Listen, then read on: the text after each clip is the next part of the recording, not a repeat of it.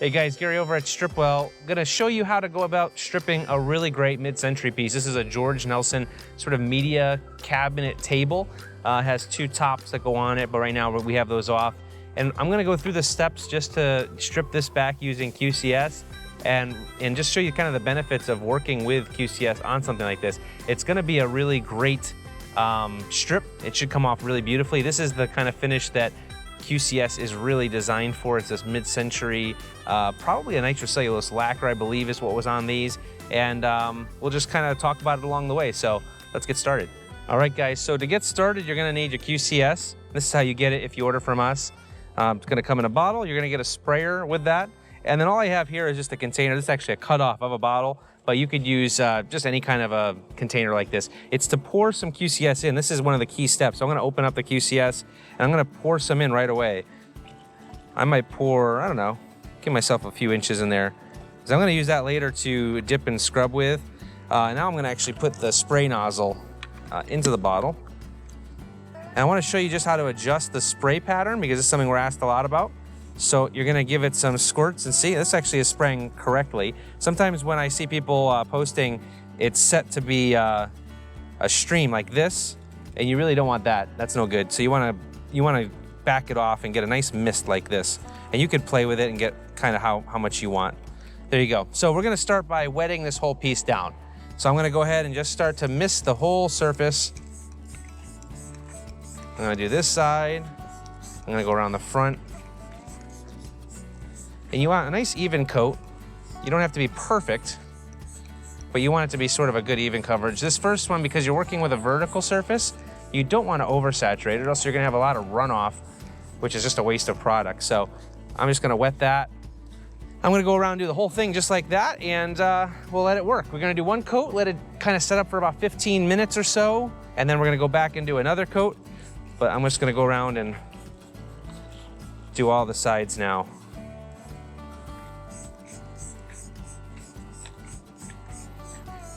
It is a beautiful day here in New England. It's November, but we have a beautiful, sunny, warm day. It's a little breezy, but it's a great day to be working outside on a wonderful George Nelson mid-century piece. This is a great piece of furniture, so it's gonna be cool to see this come back to life. Now, in here, let's say you didn't wanna do the interior. What's nice is you could take now and just apply some QCS carefully on this edge. I'm gonna show you how to do that.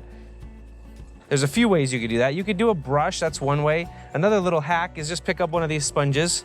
This has the kind of Brillo on one side, and it's just your typical dish sponge. And you're gonna just dip some of that into your QCS, like that. And you can bring it out, you can see I'm touching it with my hands. It's not harmful to your skin. And now you could just kind of apply some. Now you'll do some light coats with this, but you can apply some right on this edge.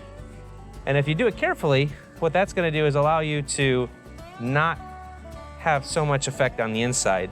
You're just gonna do some light coats on there, but you can see I can go around now, do that whole edge. You could also use this sponge if you wanna even out the surface where you're applying it on the verticals. You could go over it, I'm not going to, but you could go over and spread it some.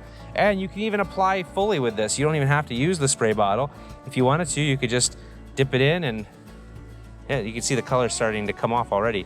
But you could just actually apply it like that. But you can see here, this QCS is already working. One thing I want to mention also is you'll see that this color is lightening up. And we get asked a lot about this, is that will QCS remove the stain? And we've said this in other videos that stripping agents don't really remove the stain. They remove the coating. Now this is a vintage toned finish, meaning that they put pigment into the finish and applied it and slowly built up the color. So I'm gonna dip a little steel wool just to see if I can show you already. As you start to remove that toner, see that color lighten right up? That is a toned finish. Now you'll see some people post this and go, oh great, it removes stain. But that is not stain, that is actually a color built on the surface. So when you don't get the same result, don't be discouraged, because this could have very easily have been just stained and then clear coated, but this was not that way. This was actually a clear coat that had a pigment in it. So it built on the surface and helped to just build the color on the, you know, evens it out. Because sometimes with wood, when you stain it, you get blotchiness. So a lot of factories will tone because that gives you more uniformity and you can build the color just the way you want. So that is getting down to the bare wood right there.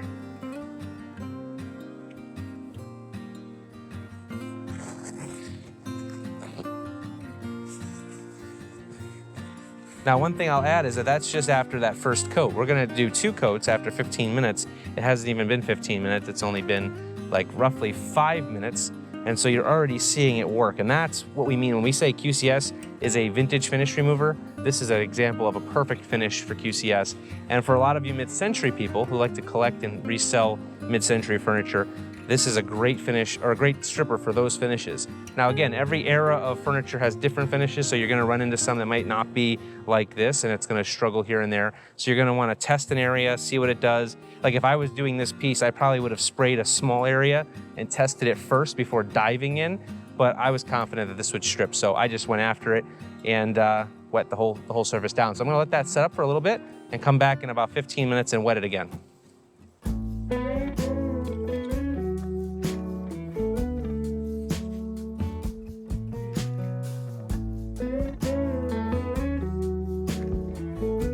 All right, guys, so we've given it about 15 minutes. We're actually jumping the gun a little bit. It's probably been about 10, but I'm gonna recoat everything now. Now, one of the things you may ask is why not just start scrubbing it the way it was? Like it's already starting to move, why not just start in? It's because you wanna try to avoid the struggle. Like the idea with this product is you want QCS to work for you. You don't wanna have to work. So what we like to do is just let it do its thing. Your labor costs more than this product. So the way that you can think of it is that even if you use more product, but it gets the job done and you can go do something else, that's a home run. So what we're gonna do now is apply the second coat and allow it to work.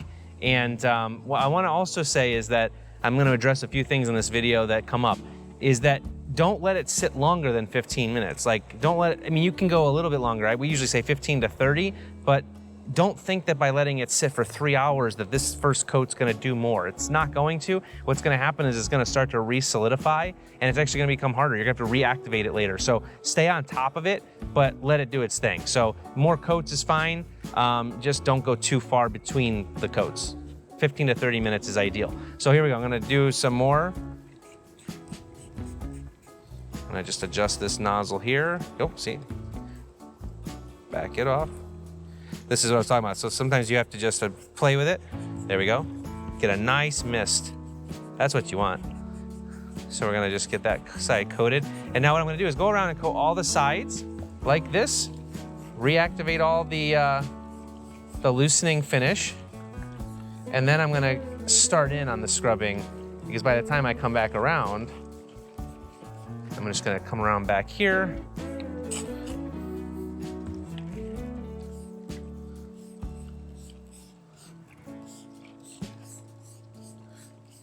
See, I'm just gonna wet this. Nice. And you'll start to see it sort of turn into like almost a molasses looking sort of texture. So I'm gonna come around here, do this last side, and then normally we say wait about 15 more minutes or so, and you can. I'm gonna start diving in on it because I know this finish is gonna wanna let go pretty quickly. On some finishes though, stick to that plan. Give it the time it needs, don't rush. Rushing is not in your favor. And again, use plenty of product. You want it to be nice and wet. What you're hoping for on verticals is that it's gonna actually kind of cling. Like you're gonna have some runoff, but it's gonna start to solidify into the finish and kind of become goopy, molassesy, and that's good because it's gonna slow, it's almost gonna turn into a gel instead of it being a gel from the start. And it's gonna give you clarity. So as you're looking at it and looking at the wood and looking at the finish you're working with, you're going to be able to see the wood. You know, a lot of products, they kind of mask over what you're working on. And that makes it tricky because now you can't even see what you're working with. But with this, with QCS, you can see it. You can see it crystal clear. It's almost like there's nothing on it. So now I'm gonna dive into the scrubbing. Now you can go to a Brillo. I have found personally that the Brillos don't work as well. They just, for some reason, they don't hold the liquid. I don't know, they don't quite do the job I want it to do. So I tend to go to the steel wool. I use like a 4-0, or not a 4-0, I'm sorry, a single O steel wool. That's kind of right in the middle. It doesn't really matter, but I'm gonna show you here. I'm just unraveling it a little bit. It comes in like a pad. I'm gonna unravel it and open it up a little, just so that more liquid and more of the finish that you're scrubbing has, it's more surface to grab. So I'm gonna open it up a little bit like that. And now I'm gonna take this dipping cup here, and I'm gonna dip in and start to scrub. This is where I would say too, if you're doing something small enough that you could have something under it to collect the runoff is reusable. So you can actually collect runoff and then use it for dipping later. It's whether or not you want to take the time to do that, but if you put a bin or something underneath this side where you're doing it, it would catch it, you could recycle it and use it again. Even though it's dirty, it'll still work. But I'm gonna go ahead and start to do the scrubbing. I'm gonna come over to this side real quick and work over on this way. So now I'm gonna start to scrub. And you're gonna see that toner coming off, and it's gonna start revealing the natural wood. Now you wanna keep your steel wool nice and wet. That's one of the keys. Keep it wet. And you're not looking to, you don't wanna fight it. So if you're seeing some areas where it's still clinging a little bit, you can go back and spot treat that. But as soon as it starts to sort of dry on you, that's when you're gonna have a little bit of a struggle. So you wanna keep it wet and just keep working the area. And usually if you back off of an area for a second and go back to it, that little bit of residue that was left on the surface was enough to loosen up what you were trying to do. A second ago, that might have been a little bit tricky. Now what I like to do, I'm gonna go off camera for a second, but you can keep shooting this. I'm gonna grab some paper towel. And what I like to do is, as I finish an area, or at least get it pretty clean, I like to take some paper towel. This is some work paper towels. These are like the thicker kind. Doesn't really matter. And I like to wipe this area clean. Because what I don't want to happen is I don't want that residue to re-solidify. So I'm gonna kind of call that area done for now and keep moving on to the other areas. Now I can go back and we're gonna spot treat it again later. But this is kind of a thick nitrocellulose lacquer. Gets kind of goopy, but you can see it's taking it off. It's very similar to stripping. Like if anyone's ever stripped with a lacquer thinner or even denatured alcohol, it's a very similar feeling as you're stripping to using something like that. It kind of melts it down, gets it loose. And then what you're gonna do is, like I said, do an area. Don't try to do the whole piece. Do an area and get as much off as you can, like that, and then just keep working small areas. And you can always come back with your spray bottle, which I think I left over here, yep. And you can always just spot treat. If it seems to be a little bit goopy, you can just spot treat some things like that too. The key though is having it be wet. You really want it to be a wet surface. And again, you can see I'm doing this barehanded. We advise that you wear something like just some gloves. What tends to work really good are the home cleaning gloves. They're usually yellow. There's some dirty ones over there. Yeah, those are the best. Some of the disposable gloves that you might use, QCS just reacts with some plastics and some materials like that. So sometimes they eat through those a little bit quickly. So those yellow gloves seem to work really well, and they'll last you for most of a project, project day, I should say. And so I'm just gonna clean this side really good. Now what's awesome is if you just take the time and invest it into the stripping process, you could get this side, this piece so spotless that you have to do minimal sanding and you're retaining all of this vintage color.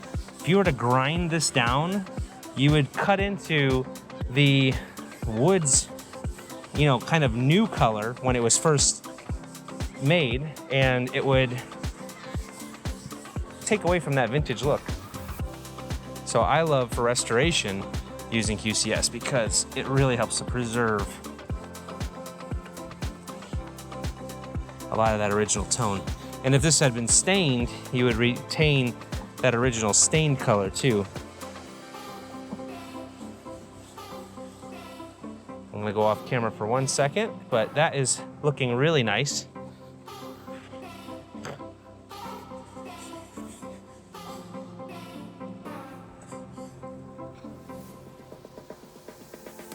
So you can come over here, you can compare kind of what we were up against compared to what it is now. It's a totally different look. You can see the original finish breaking open here and showing that light color. That's a good sign that it's a toned finish versus a stained finish, because if it was